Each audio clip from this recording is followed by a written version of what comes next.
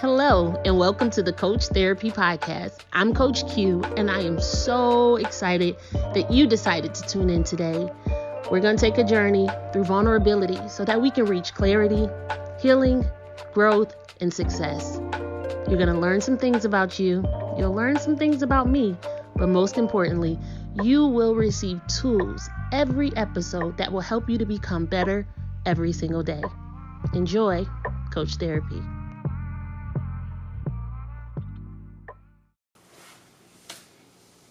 Hello, welcome to another episode of the Coach Therapy Podcast. I'm Coach Q, and I'm super excited that you have tapped in another week so we can chat. I am really proud of myself because this is week 2 of using my new camera and just really embracing this process of learning, and I think that it'll get better week after week. And I'm excited. I'm just excited to see how it all turn out. This week, I have it set up on my my TV. So I have the HDMI kind of connected to the TV so that I would be able to see myself. Funny thing is, I can't see myself at all. The TV just like says now recording. And so I was like, I was hoping to be able to kind of like make sure everything was good. So right now I am recording this, fingers crossed, and praying, Lord, please let this be an autofocus because I'm going to record this podcast, and I'm hoping that, everything is clear and that it sounds amazing. But look, we going to see because I got to do it. Y'all know me. I'm all about being consistent until it's great. And so just on a task to do that. I even noticed like last week when I looked at the playback, I saw things. I was like, okay, I can do this better. I can tweak this a little bit, but I must keep going. I don't care what I do. I must keep going. And so this week has been a good week, a busy week. And I was thinking like, what do I want to talk about today? And a lot of times on Saturday mornings, me and my sister Shantae will spend a couple hours just kind of chatting about life, and so she's a wife and a mom. And so it's usually an early Saturday morning before she gets moving and shaking, and before the family gets moving and shaking, we'll get a chance to just have some sister time and just to kind of chat it up about what is going on in life and what is just going on all around us. And so we really have great conversations. And so I'll let you in on a little bit of our conversation because I wanted to kind of pick it up here. And I want to talk about waiting well. I guess I should call this Waiting Well Part 2 because I already have a podcast called Waiting Well. But when I first recorded that podcast, it was called The Frustration of Waiting. And I called it that because of all of the things that we experience while we're waiting.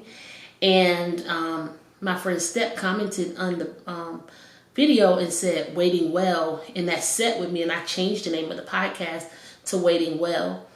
And since then, I've had some time to really just kind of dissect, what does waiting well mean to me? And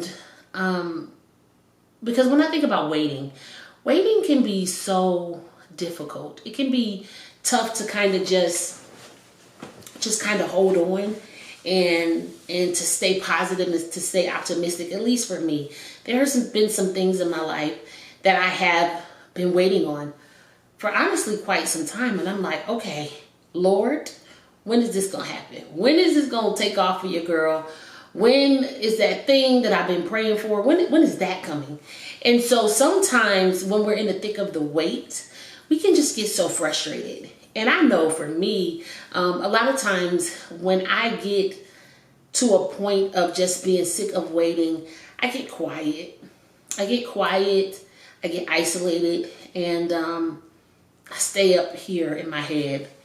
And a lot of times I'm trying to justify why it's still taking so much time. And a lot of times, if I'm honest, I'm starting to find what is wrong with me to justify why something did not happen. And that's a habit that I'm working on breaking in, and learning to show gratitude in the weight. A lot of times when I want to complain, I'll just say, thank you, God. Thank you, God, for this. Thank you for that. Thank you for another day. Because I realize that waiting well matters. What am I doing while I'm waiting? That is the question. Because we get to determine our experience while waiting. Like, we have more control over the wait than we actually believe. A lot of times we're just like, oh my God, like, when is this going to work out? How is this going to...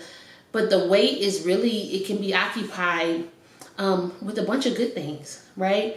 I'll give you an example.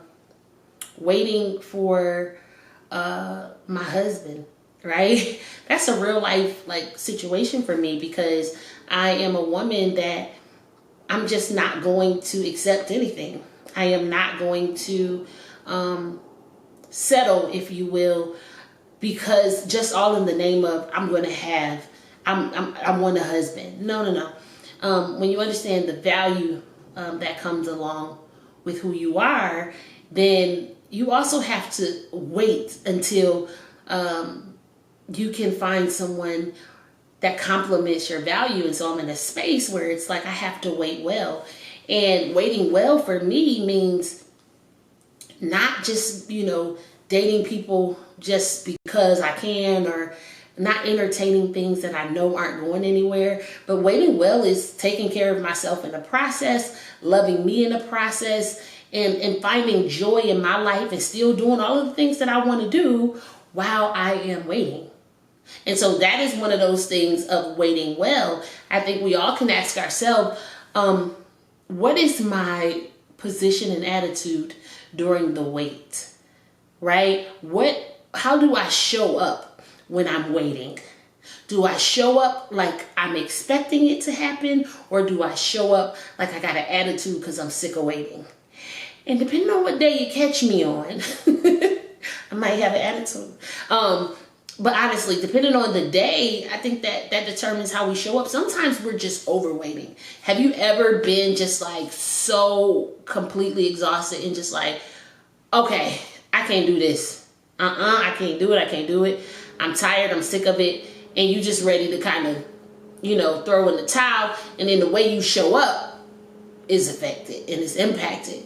And then there are some times when you feel optimistic, like, oh, God is going to do it. Things are going to pop off. It's going to be, yeah. And we feeling all good. And so we showing up fully.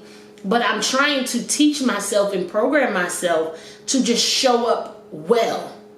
Waiting well, showing up well, right? Because if I'm waiting, the way I show up matters. Because what I'm waiting for might be where I am showing up. And I ain't just talking about a man. I'm talking about a man, but I ain't just talking about a man, because there's some other things in my life that are even more near and dear to my heart that I have to show up for and show up with the expectation for day in and day out. And it's like, I don't know, is this the moment? Is this the time when I am going to collide with what I've been waiting for? And we could miss what we've been waiting for when we don't wait well. Because if we are waiting on an opportunity and we don't wait well, that means we get frustrated and we decide, you know what, I ain't gonna go. Boom, we forfeit an opportunity. We forfeit the thing that we were waiting because we're in our feelings and like, I'm not about to do that. Or if something didn't go your way, I'm not doing that no more. Hold on a second. How are you waiting? And the way that you wait is also just as important as what you are waiting for. And I'm learning that. And it's not easy every day. Please, for 1 minute, don't believe that I'm sitting here saying, I wait well every day. Every day I'm so positive and I just feel like everything is amazing and I'm so excited.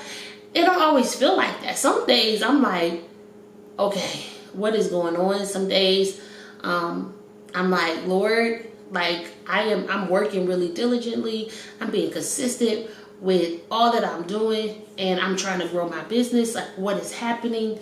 And I feel all of these things. We're human. We're going to have emotions. We're going to have feelings. But we can't soak in that. We have to be mindful of the way that we show up when we're waiting. So that's one aspect of waiting well. Another aspect of waiting well is, what does your preparation look like while you're waiting? So, moment of transparency. I'm working on my second book, and it's going to release later this year. And for a few months, I decided, like, you know what, I'm just not going to work on the book. Not right now. Because I don't know, I have writer's block, right? That's the easy thing to call it, writer's block. But really, I wasn't waiting well. It's like the process of success can be tough sometimes. And my preparation, I put a pause on my preparation because I was tired, because my energy was low. And I'm learning that, yeah, you can have a pause for a moment, but you need to get back in the game, sis. Write the book, because it's not going to write itself. And so here I am waiting for certain levels of success and for elevation in some areas. But I stopped my preparation, because if the opportunity came, I'm not done with what I need to have done. So is that waiting well? Yeah, no. So I wasn't waiting well, but thank God for friends and for family members that's like, oh, how's the book going, girl? How's it? And you're like, ooh. And they didn't hold you accountable and say, yo, get to it. Or for people that speak over you and affirm you, right? So that leads me to my next point is, who do you have in your circle while you're waiting? Waiting well is also about being surrounded by the right people during the wait. Are these people gonna pour into you? Are they gonna encourage you when you feel low? Are they gonna say, yo, you got this, and there's nothing you can do? Or is it gonna be people in your circle like, girl, I'm tired too, like, what is going on? You know what, just forget it, let's just go do this. What kind of people do you have in your circle? Are they motivating you in the right direction? Or are y'all gonna sulk together? Are y'all gonna be angry together? Because who you wait with matters. That's gonna determine if it's a good time or not. I never forget, like 2 years ago, on my birthday, I was going out to dinner, and on a dinner date with a friend for my birthday. And on my way to dinner, I had my tire blew. And in true Quinny fashion, I felt the tire was a little shaky, but I was like, let me turn my music up a little louder. Let me turn my music up a little bit louder. And I'm like, okay, I'm gonna get it done. And I was putting it off. And anyways, my tire blew out. Threw off my whole night. Had on my little pretty dress, makeup done, everything.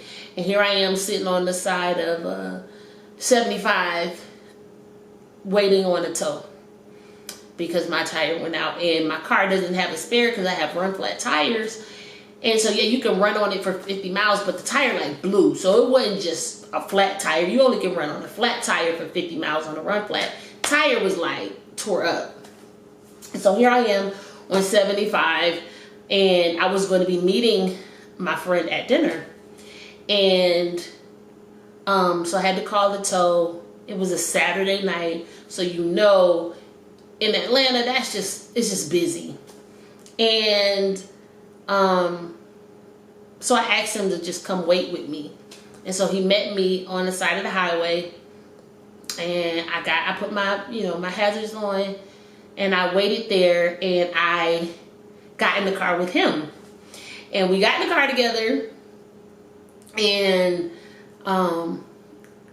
like, if you know me, I'm just gonna joke. Like, that's one thing about me. I might get on these podcasts and I'm serious in my Coach Q mode, but I just like to have fun. I like to have a good time. So even though it's my birthday, I know that we are gonna miss our dinner reservations. I got on this pretty dress and makeup, and my hair is curled to perfection, but I know that, dang, I'm not going to really get a chance to enjoy this night because I'm sitting on the side of 75 and they telling me it could be an hour and 20 minutes. And so I'm in the car, and so I'm just kind of like talking to my friend. I'm laughing. I'm trying to make jokes. And he's like, ugh, got the worst attitude in the world. Like, please leave me alone. And then he finally said to me, like, yo, we don't have to joke and talk. We could just sit here and chill. And I was like, dang, okay, well, excuse me for trying to make light of the situation since it is my birthday and I'm going to miss the dinner reservation. And needless to say, he had a whole attitude the whole time. And it just shifted, you know, the whole mood of the way that we were waiting. And it ruined an experience that really could have been fun, that could have still turned into a great time. It just made the night more exhausting for me. And I share that story because, you know, who you wait with, how you wait, what you do in the wait, all of that stuff is going to determine your mood while you're waiting. And so sometimes we can get so caught up with just waiting and what we don't have and what's not going right and what we're missing out on, that we forget all that we do have. We're not creative in the wait. And I'm learning that I have to be creative in the wait, that I have to be joyful in the wait, that I still have to show up in the wait. And just in learning that, it's so much joy when I am able to still see the beauty of what I have in the moment, and knowing that let me prepare things so that when it does come, I'm not trying to get things in order. Let me make sure I got the right people around me so when it does come, I have somebody to celebrate with me. Let me make sure my attitude is in check so that I'm not in the moment still pouting about something that doesn't matter. The way we wait matters. Waiting well matters. And I am by no means an expert at it, right? We all still, you know, got our moments, and I got to have my talks, and I got to, you know, get on my knees and be like, Lord, get me together, because my attitude is tore up right now. I still have to do all of that. But I am starting to be more mindful of what am I doing while I wait. And I want you to be more mindful of it, because I know it's things that you want. I know there are things that you desire for yourself, and you have been praying and working towards it and hoping for it. And it sometimes just seems so far away and it seems so far off. But I want you to wait well. And only you can determine what waiting well means for you. But I want you to be so mindful of the way that you are showing up in the wait. While you are waiting for the blessing and for the favor and the promises of God, I want you to be mindful of the way that you wait. So that's waiting well. And so I'm waiting on some things, y'all. I'm waiting on things that just happen and break free, because I want to tell y'all about them when they happen, when they pop off. I want you to know about it. I want to share it with you. So I'm doing my best to wait well, and I want to encourage you to do the same. Wait well. It's going to happen. Great things are going to happen. Keep your head up, you know. Don't get down in the dumps. Great things are going to happen for you. Speak that over yourself. Believe it. When it don't look like it, remind yourself great things are happening for you. Okay?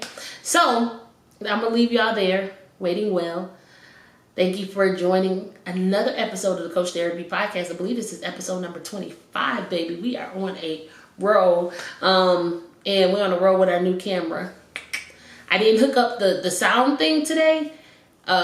Still working on getting that piece together, but I'm about to do that because, like I said last week, I have everything I need to be great. So until next time, y'all have a phenomenal week. And thank you for watching another episode of the Coach Therapy Podcast. I'll talk to you next time. Bye-bye. All right, and cut. Now let me turn this camera off.